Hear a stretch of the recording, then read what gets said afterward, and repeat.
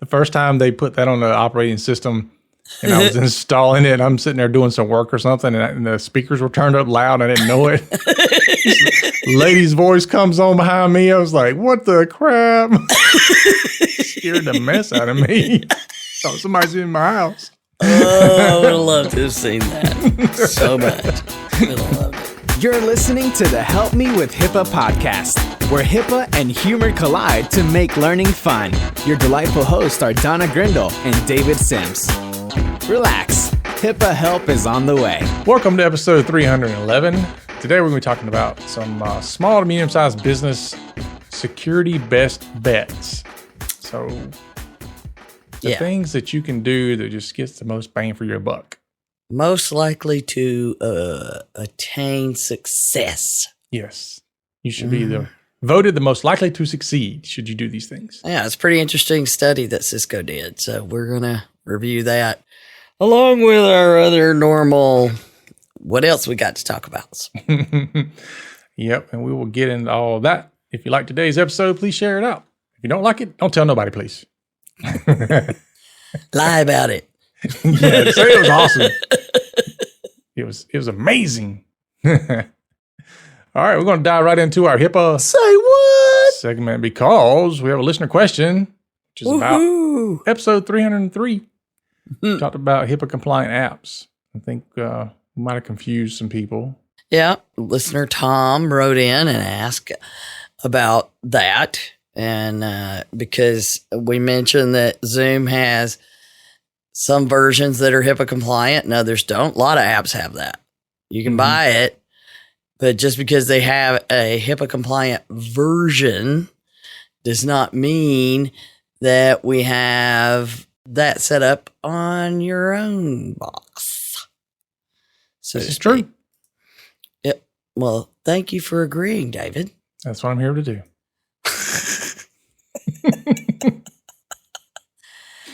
So what we got here is he was asking, I'm trying to figure out which one we got, how do I tell with these comparisons?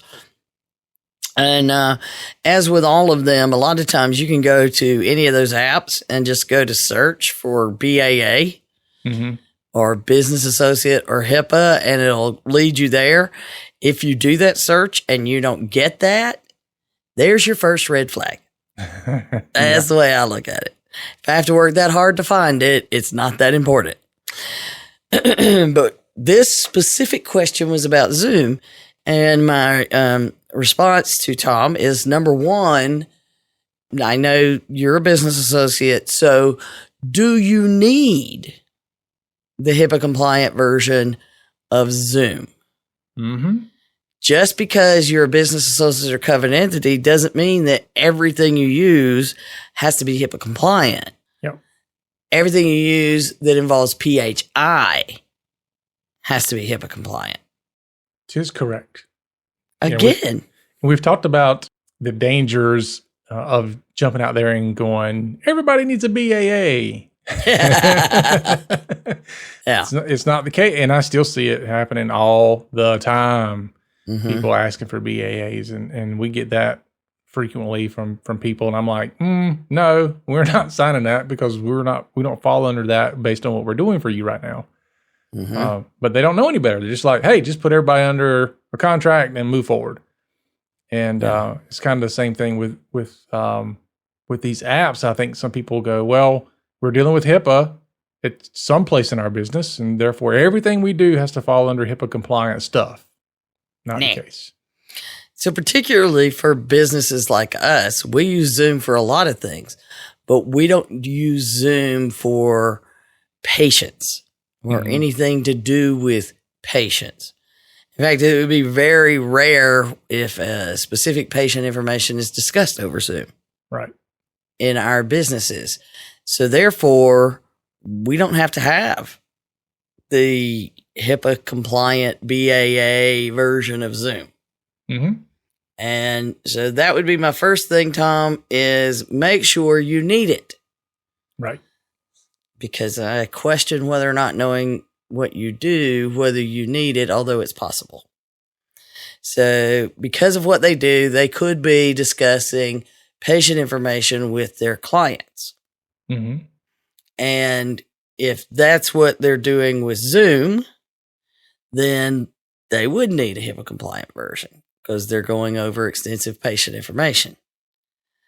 However, if that's not what they're doing, they don't. So that's number one. Easy peasy. Well, maybe for some of us, as I have been told. It seems easy to me, but that's because this is my job. It is not easy for me to save someone's life. So we'll go with that.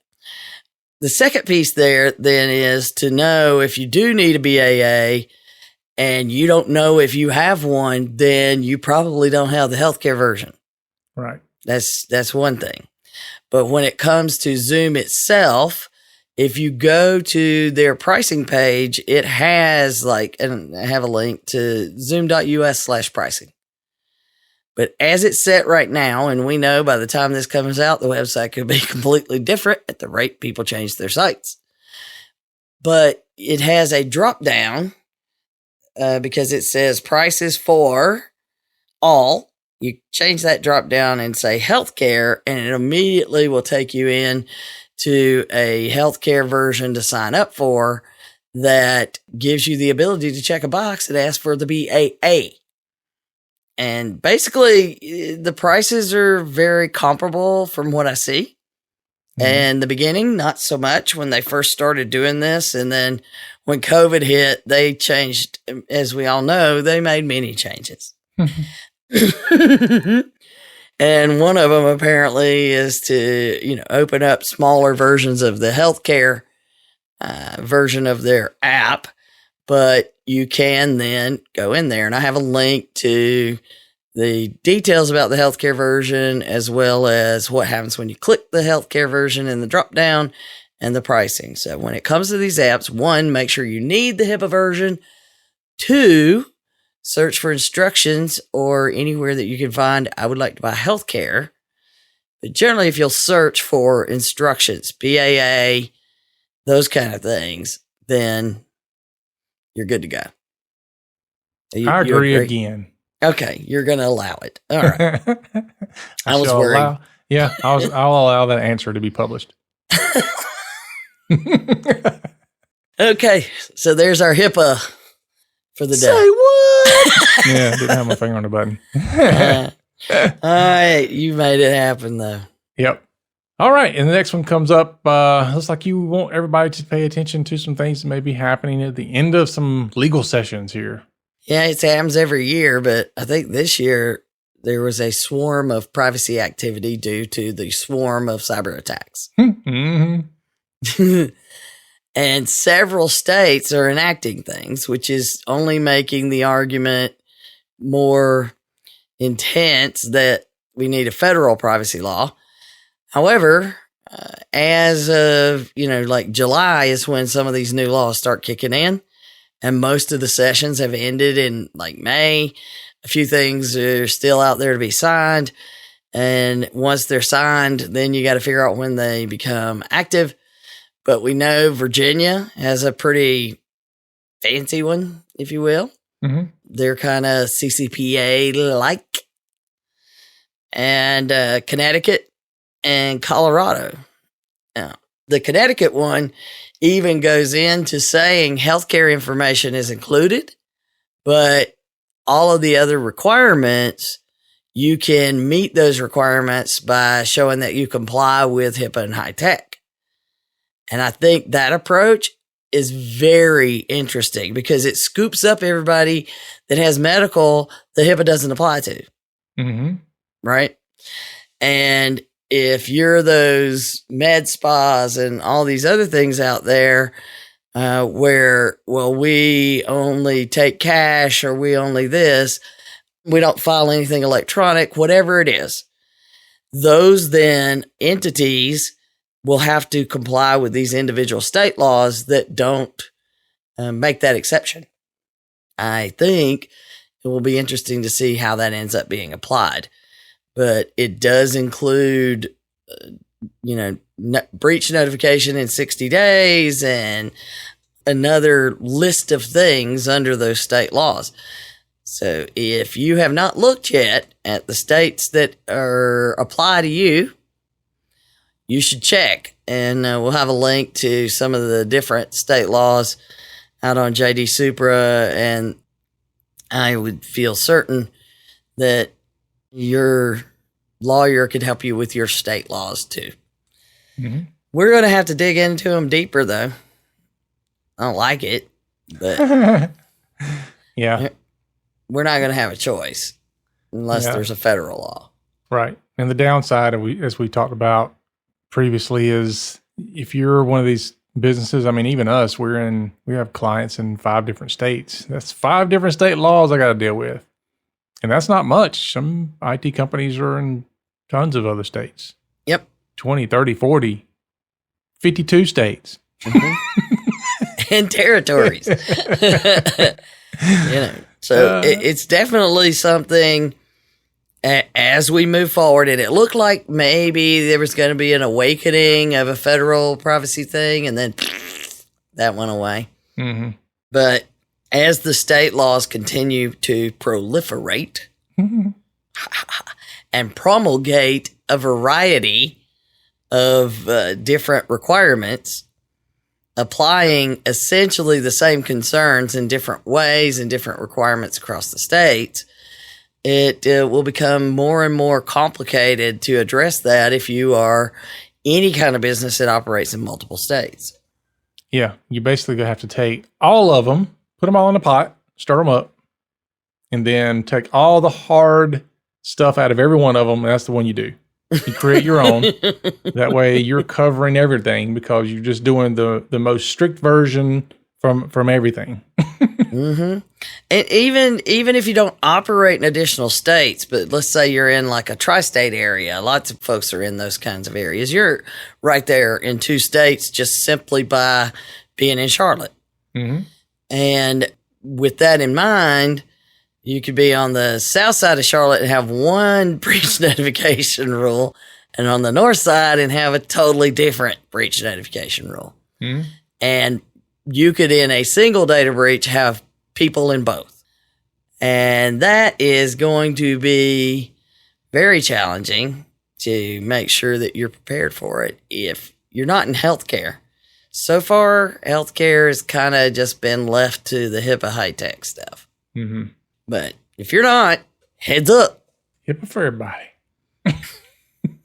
We've been saying it, which only takes us, in our last episode we talked about. That was basically HIPAA for everybody. It wasn't drastically different when we went through those Department of Labor requirements. Yep, that is true. Seems like that was just this morning. I know. So we're going to dive into a 2021 study. Yes, they're already out. And this is an interesting approach. I really like this concept. Yeah. So we're going to look at, this is done by Cisco, and it looks at the differences of certain things based on the small, medium business market, and then large, and then enterprise. And we want to understand, as we look at this, are you better off as a small business in certain ways? And if so, how? And the biggest thing that this report shared was it said, here are your outcomes that we want to get to. What gives you the highest statistical likelihood of all these things we could do to attain that outcome? And those were quite interesting to me, as you can guess. That's why we're talking about them. And they did label the top security success differentiators for each of those groups. And we're just going to focus on the small, medium business, the SMB,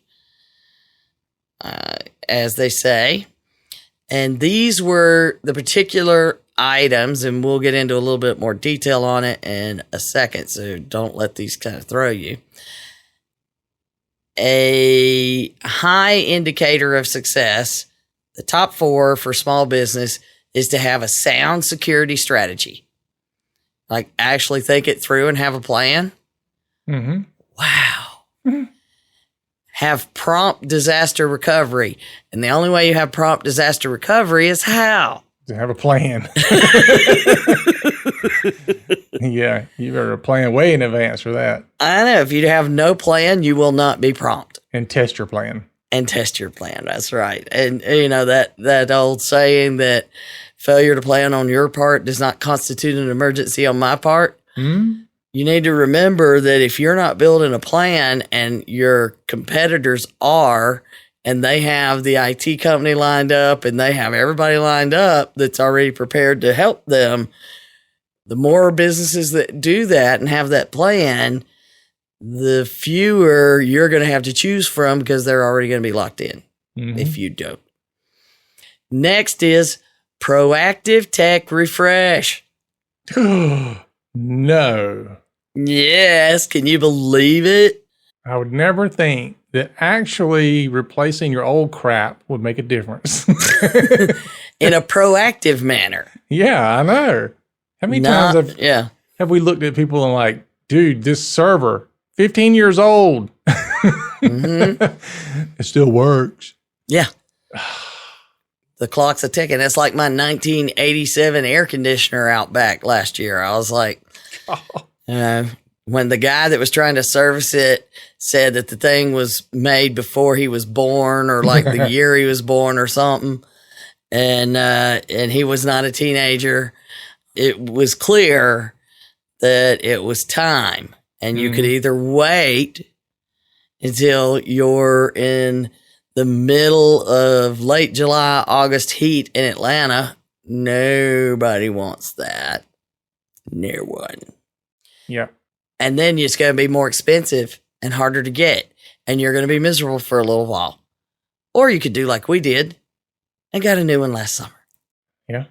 The downside to not doing your proactive tech refresh is that what I've seen is people wait until they have to do it. And then they realize that their software that they use doesn't work.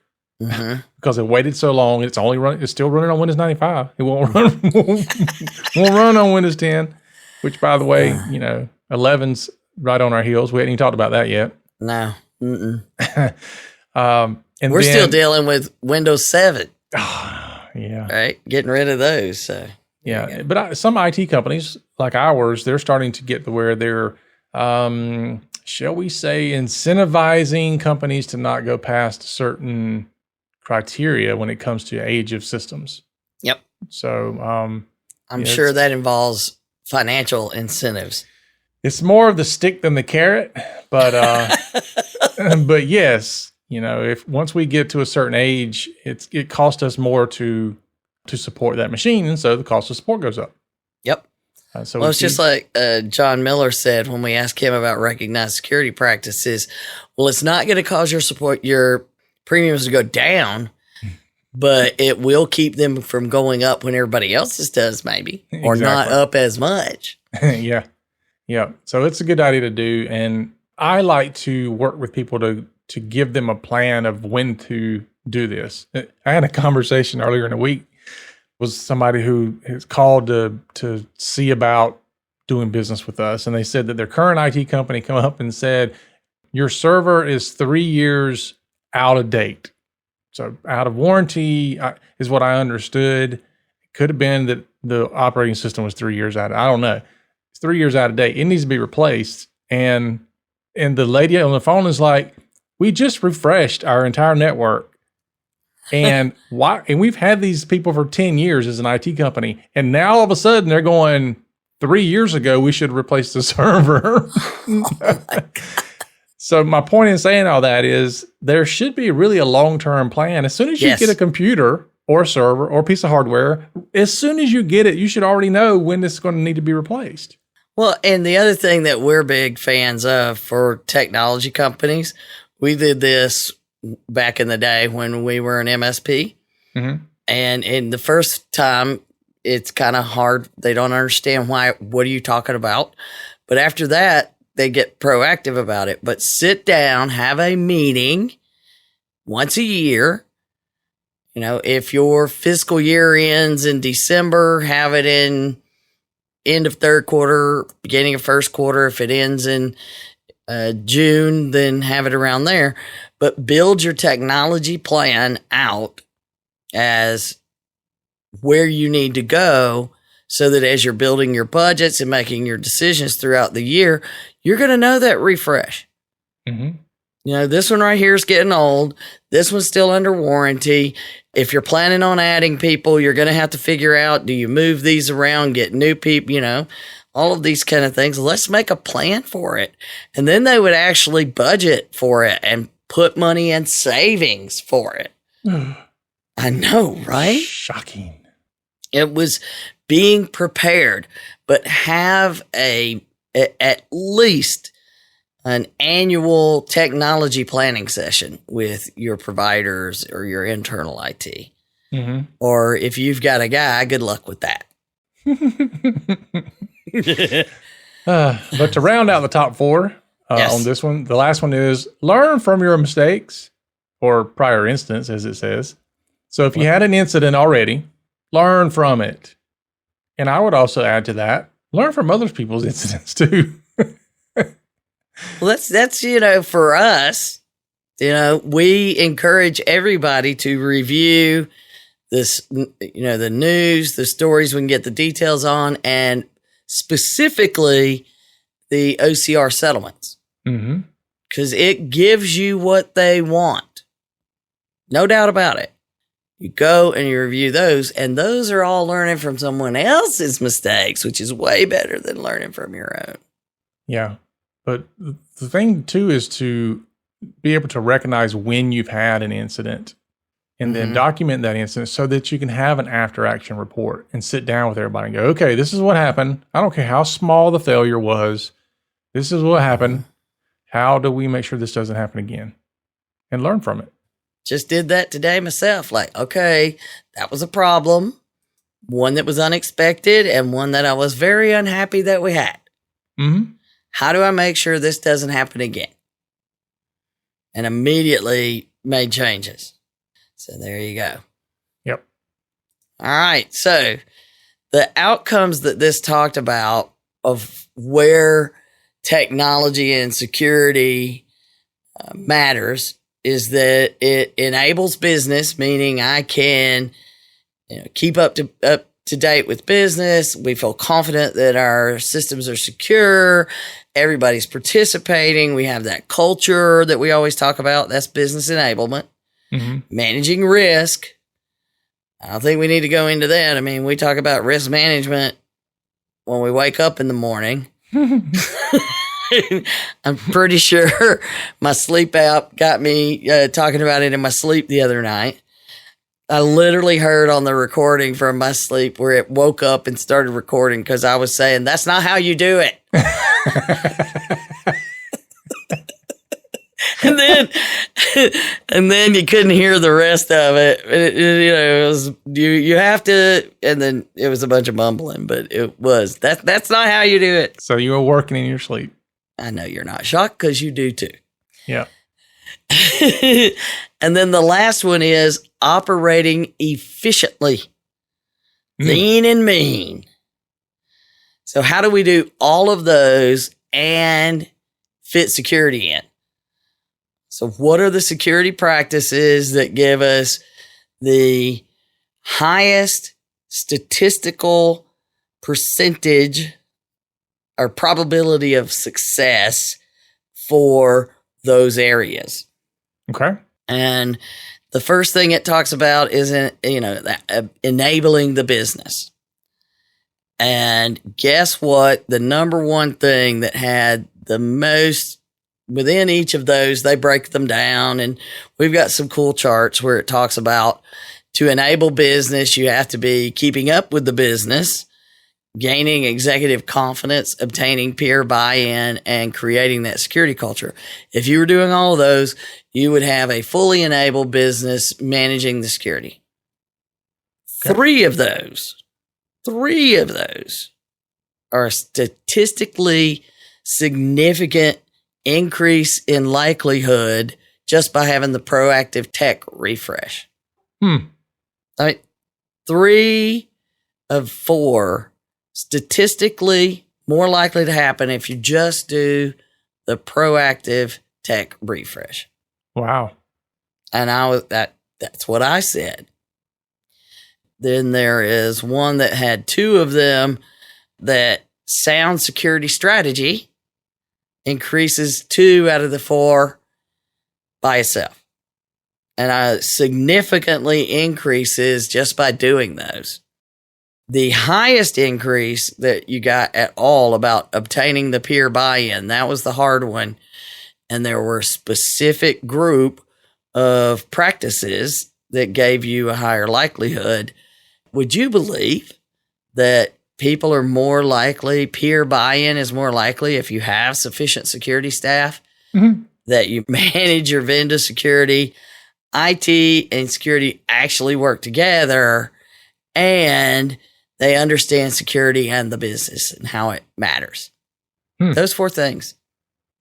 Everything else got a smattering of different things, but those 4 specifically grouped together. And the sufficient security staff, huge. So if we actually have people to participate, and I'd like to note that it does separate security from IT. Yeah. Did you notice that, David? Yeah, I did notice that.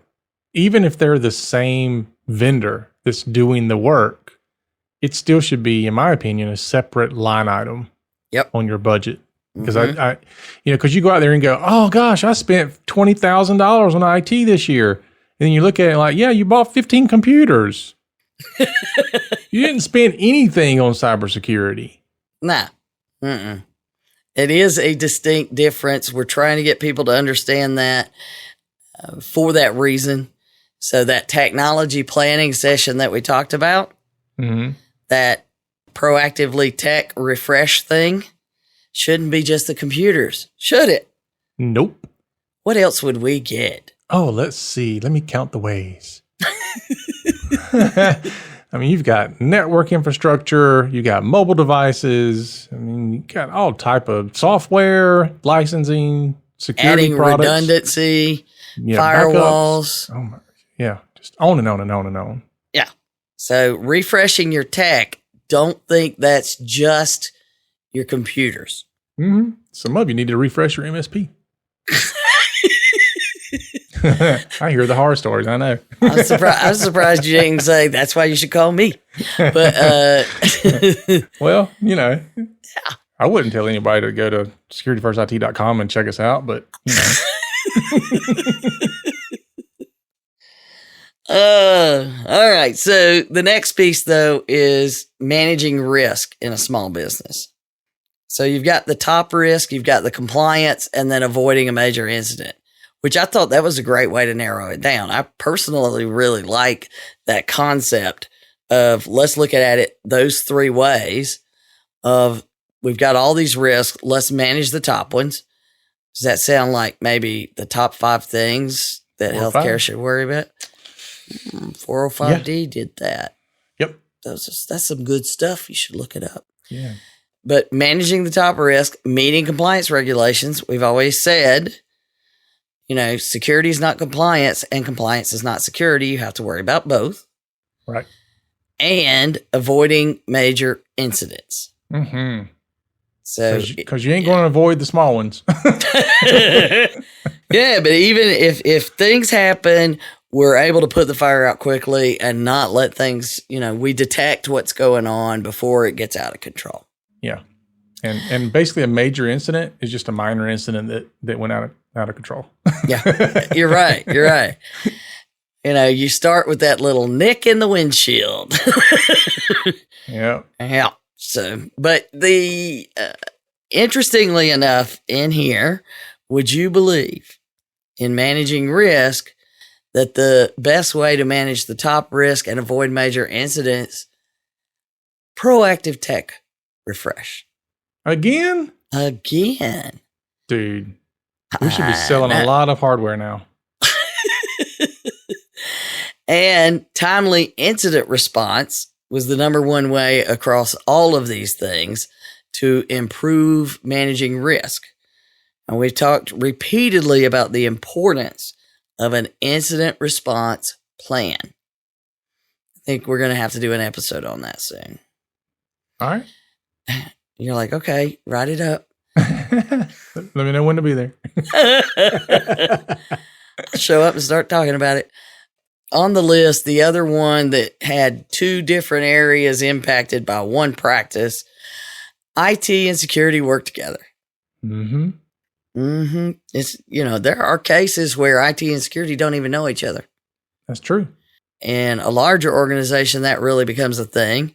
And in smaller ones, it's also a thing. Mm-hmm. There are a lot of cases, and I know you and I have discussed where they'll have internal IT, but use a company like yours for the security pieces and essentially as the backup. Yeah. We have a few clients like that. It's called co-managed IT or co-managed services, but we have a name for it. Yeah, there's a name for it. Like burp. It's called commit, co-managed IT service. So yeah, commit. Are you scared of commit? Yeah, commit. COMIT. Okay. Are you scared of commitment? But yeah, we do that where we handle the security piece, and then they have internal IT that handles all the other stuff. And so yeah, it can be done, and it's a really, honestly, it works really, really well because we're more able to handle those things than they are, and then they're obviously being on site, they're able to handle a lot of the support issues better than we can because we're doing everything remotely. Yeah. It's a good approach, especially once you get to a certain number of workstations and or locations or both scenarios. It definitely, in the complexity of what we deal with today in the threat environment, I see that as the long-term direction for most of the small companies of any size. Definitely the medium companies. Yeah, it makes sense because technically what we are is, we're kind of like a timeshare.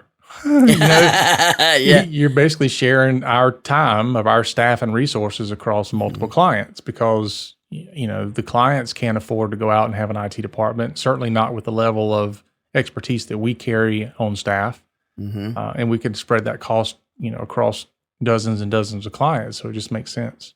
And that there is going to continue to be a need for more experienced cybersecurity folks.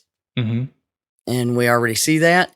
And I don't know about you, but in the days where MSPs really were starting to become a thing, where we had the term MSP, and hard to believe that was like 20 years ago or so that really started being a thing. But in those days, people didn't know how to set up a computer, and you had to do it. It was a lot more complicated. Mm-hmm. Now you can have somebody that doesn't have a ton of technical experience that you can give them a plan, a config. This is what you do, and they don't need a ton of technical skills like they used to. No, Cortana will walk you through it. Yeah. Yeah, she's just like, hey, how you doing? I remember the first time they put that on the operating system, and I was installing it, and I'm sitting there doing some work or something, and the speakers were turned up loud, and I didn't know it. Lady's voice comes on behind me. I was like, what the crap? Scared the mess out of me. Thought somebody's in my house. Oh, I would have loved to have seen that so much. Would have loved it.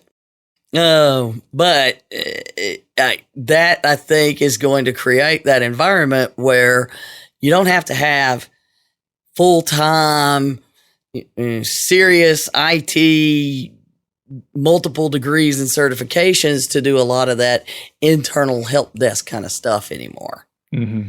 But you also don't want it just being done randomly. You want someone that knows what to do, knows how to work with your outsourced, your commit vendor, and knows when to say, whoa, this is more complicated. Let me get some help.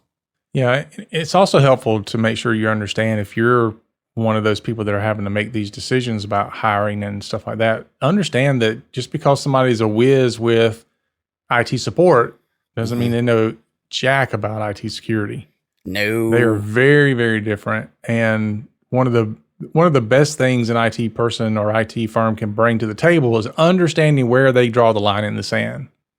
Knowing that they know what they don't know, or that they don't know what they don't know. Right.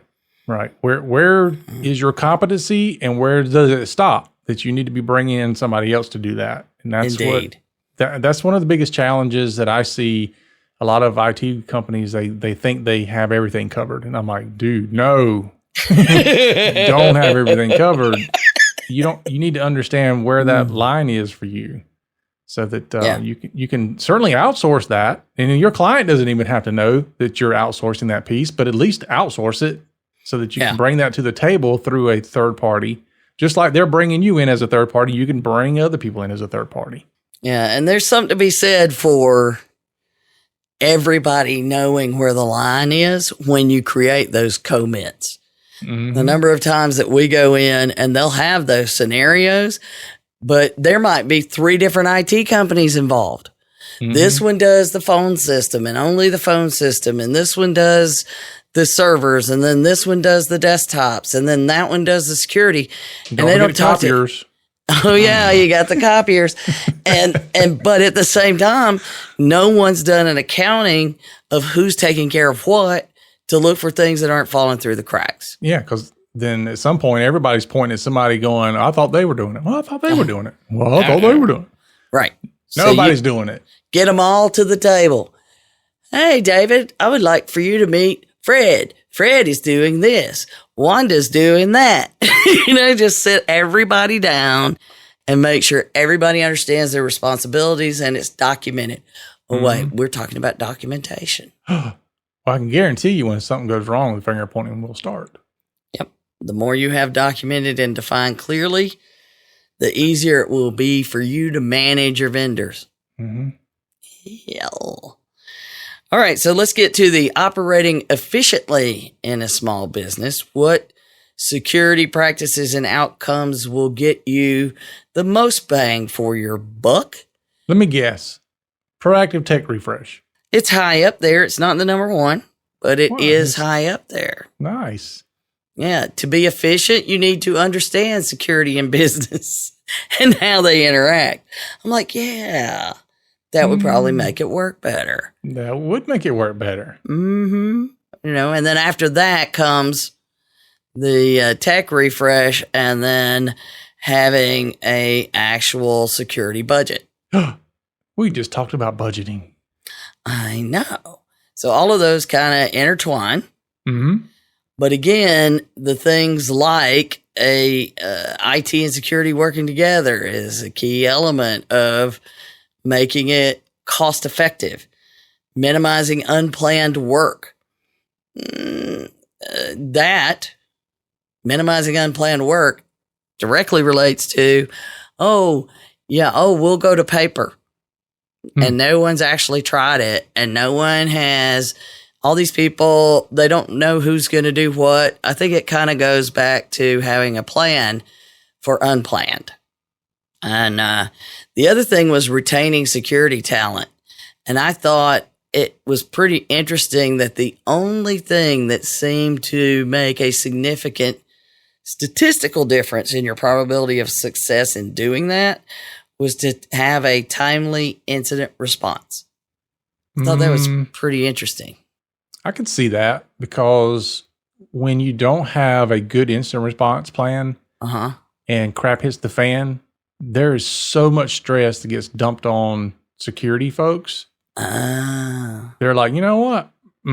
I need to go work for somebody who's got their crap together. Yep.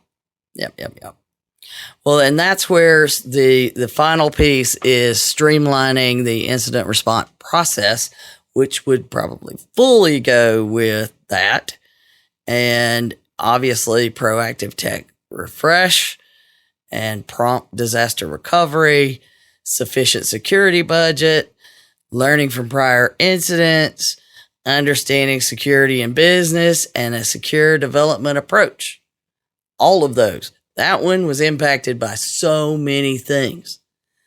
So streamlining that process, making us more efficient, obviously keeping people that know how everything works will make you more efficient than somebody having to try to figure it out. and redoing work 3 or 4 times. I always hate that myself. And, the people that they don't ask, so they just do it the way they know how to do it and never ask in new environments sometimes. And that goes back to having documented processes that you train people to do and so on and so forth. Mm-hmm. I can give you another example with the timely response or the instant response is that oftentimes when somebody is outsourcing IT and you ask them, what's your instant response plan? What do you hear? I'll call IT. Right. Yeah. That's not, I mean, it should be part of it, but that is not the plan. Yeah, that should be your plan because, honestly, what typically happens is if you're outsourcing that, the IT vendor is then going, okay, where's your instant response plan? So we can follow it. I don't have one. My response plan was to call you. Okay, we'll respond to it, but it's going to take us longer because we're not following any plan that you already have in place. I can't develop an instant response plan for you. I can help you. Yeah. Build one. We can work together. Yeah. We're doing it on the fly. Yeah. Oh, I'm sure I could call IT. They'll be able to get me 50 new computers tomorrow. No. I love the look on your face. We're doing good just to buy one computer at a time now and get it in a decent time frame. That's right. You better have a plan today. Yep. More so, even more than before. I mean, as we're recording this, there's still supply chain issues. There's semiconductor issues. There's, all types of reasons that technology is slowing down as far as getting them out to people. And then the cost of it's going up. I mean, heck, we can't even give a quote half the time now because, the price in the evening is different than price in the morning. Jeez. So it's just fluctuating a lot. So anytime that happens, it fluctuates a lot. When was it Saudi Aramco that had like the hundreds and hundreds of hard drives or thousands of hard drives? They had they got hit and everything got encrypted. So they were just flying in their private planes, buying them up right off the manufacturing lines. They were like, load them up. Yeah. And I don't remember hearing about the incident happening, but I remember that there was this time frame and like, you can't get hard drives. Well, what's going on? Why can't anybody get hard drives? And so the big companies, Dell's and HP and all that, they're like, we can't get all the parts to make computers. So it's going to take us a month to get this computer out. Like, what is going on? And of course, down the road, we learned that it was the Saudi Aramco thing.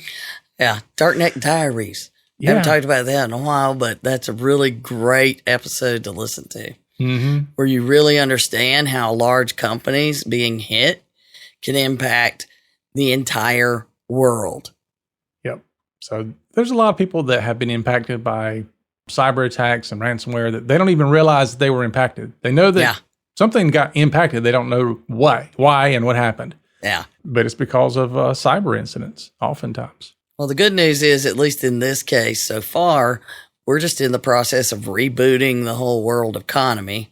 And, people had shut things down. If you think about how intertwined everything is, in Taiwan, they make this part that then they send to another specific facility there in Taiwan. And then they take that part and meld it into making another part. And then that part gets shipped to China, where it gets put into another part that gets shipped to the United States that gets put in another part. So if one of those parts in that chain, if they're having a COVID outbreak or they haven't gotten back to full capacity for whatever reason, the whole chain's screwed. Mm-hmm. So supply chain matters. You're only as strong as your weakest link. Ah, dun, da, da, da. All right, so those are plenty of things. Obviously, we'll have links to all of it in the show notes, but I recommend that you make that planning session happen. Use these kinds of tools and these kinds of reports. And by the way, you can go into this one and it says, we use this company to do the survey, and here were the kinds of questions, and we broke things out, and then we use this company to do analytics. And so we're not talking about just random calling up 100 people and saying, hey, how you doing? What's security like? Click on this survey. I know. We did a survey monkey and got 5,000 people off the internet. We're sure of these numbers. Yeah. Yeah.